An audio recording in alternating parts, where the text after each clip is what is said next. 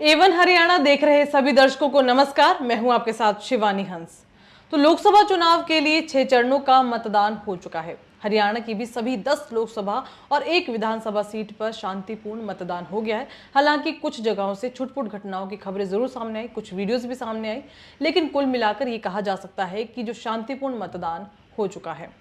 वहीं अब आखिरी चरण यानी 7वें चरण में 1 जून को मतदान होना है। इसमें पंजाब की 13, चंडीगढ़ की 1 और हिमाचल की 4 और अन्य राज्यों की भी कुछ सीटें हैं, उन पे मतदान होना है। वैसे तो चुनाव आयोग का नियम है कि जब तक पूरे देश में मतदान ना हो जाए तब तक किसी भी मीडिया हाउस द्वारा एग्जिट पोल नहीं दिखाया जा सकता, लेकिन 1 जून को शाम 6:30 बजे हम आपको ज़रूर एग्जिट पोल दिखाएंगे, क्योंकि 1 जून को 6 बजे के बाद मतदान पूरा हो जाएगा और उसके बाद एग्जिट पोल आप सभी के सामने होगा। इसके लिए आपको लगातार जुड़े रहना होगा एवन हरियाणा के साथ।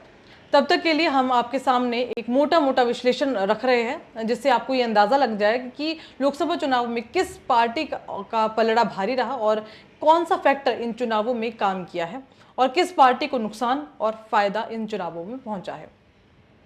हरियाणा के ग्रामीण इलाकों में इस बार अच्छी खासी वोटिंग हुई है, लेकिन शहरों में वोट प्रतिशत पहले के मुकाबले बहुत कम रहा है और कुल मिलाकर इससे बीजेपी को अच्छा खासा नुकसान होता हुआ भी नजर आ रहा है।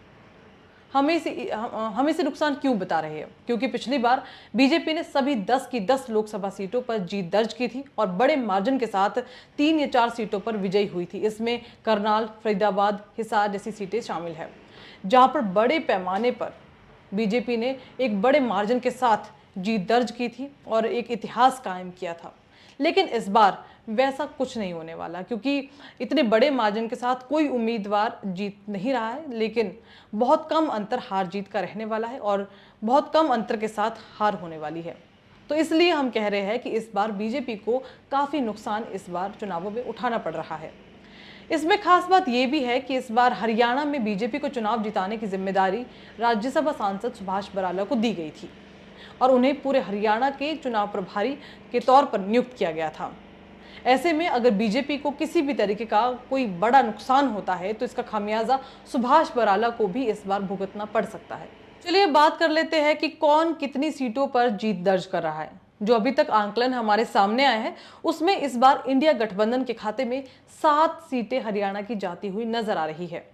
तो वहीं भाजपा की बात करें तो भाजपा इस बार 3 सीटों पर अपनी जीत दर्ज करेगी, वो भी बहुत कम मार्जिन के साथ। कुरुक्षेत्र में तो कांटे की टक्कर तक देखी जा रही है, वहां पर बहुत कम मार्जिन के साथ, लेकिन जीत सुशील गुप्ता की होती हुई नजर आ रही है। ऐसी स्थिति अंबाला में भी देखी जा रही है, जहां पर वरुण चौधरी का पलड़ा बंतो कटारिया पर भारी नजर आ रहा है। वहीं रोमांचक मुकाबला करनाल में भी है, जहां पहली बार सीएम के खिलाफ उतरे दिव्यांशु बुद्धि राजा मनोहर लाल को तगड़ी टक्कर देते हुए नजर आ रहे हैं।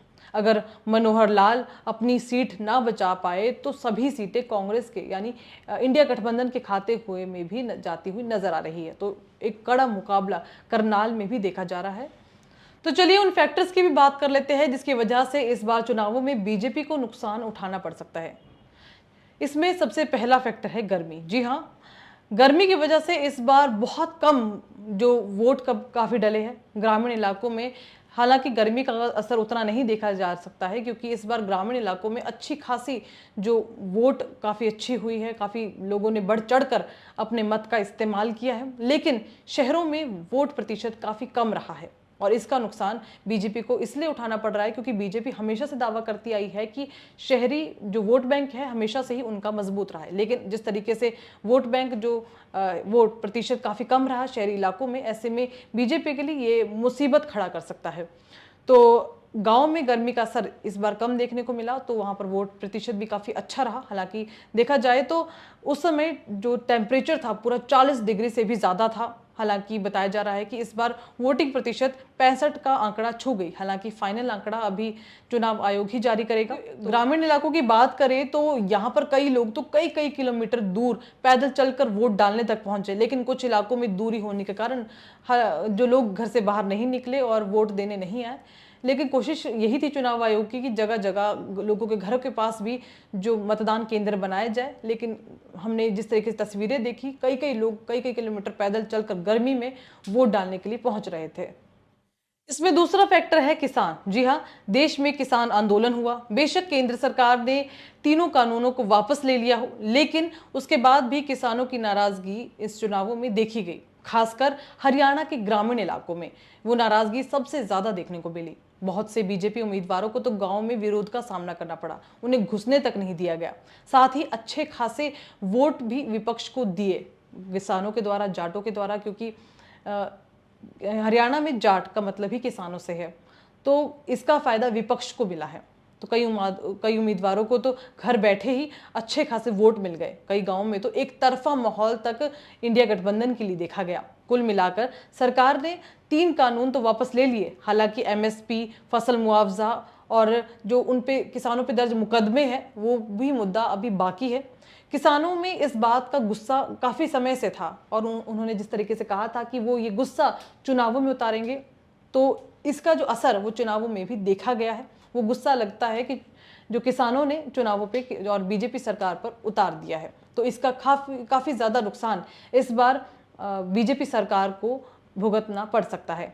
और अगर हम हरियाणा की 2-3 लोकसभा सीटों को छोड़ दें, जिसमें गुरुग्राम, फरीदाबाद, भिवानी, महेंद्रगढ़ है, उन सीटों पर तकरीबन आधा इलाका छोड़ दें, तो यहाँ पर किसानों का जो आंदोलन है उसका ज़्यादा असर नहीं दिखाई दिया। लेकिन बाकी तमाम जो लोकसभा क्षेत्र थे वहाँ पर जो किसान फैक्टर बहुत अच्छे से दिखाई दिया। तो इस बार खूब गुस्सा किसानों ने सरकार पर उतारा है और इसका खामियाजा नतीजों पर पड़ सकता है। इसमें तीसरा फैक्टर है हिंदू मुस्लिम का। जी हाँ, बीजेपी ने बेशक हिंदू वोटरों को अपनी ओर कर लिया हो, लेकिन कांग्रेस ने एससी, एसटी, ओबीसी और मुस्लिम वोटर्स को अपनी ओर करने में भी काफी हद तक कामयाबी हासिल कर ली है।